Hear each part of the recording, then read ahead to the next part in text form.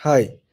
So, teachers nsm.vxl.edu.com అని type చేసిన వెంటనే వాళ్ళకి ఈ పేజ్ లాగిన్ పేజ్ ఓపెన్ అవుతుంది. లాగిన్ పేజ్‌లో ఒకసారి వీఎక్స్ఎల్ టీమ్ ఇచ్చిన user name and password type చేసిన తర్వాత they can click on login.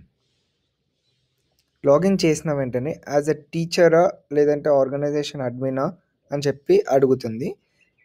Click on teacher. So, టీచర్‌లో చూసుకున్నట్టయితే ఇది హోమ్ పేజ్. టీచర్‌ది హోమ్ పేజ్.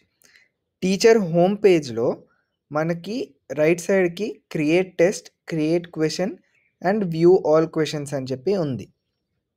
కొంచెం కిందికి స్క్రోల్ డౌన్ చేస్తే మనకి మై స్కెడ్యూల్ టెస్ట్ ఉంది. అంటే టీచర్ స్కెడ్యూల్ చేసిన టెస్ట్ పిల్లలకన్నీ ఇక్కడ కనిపిస్తాయి.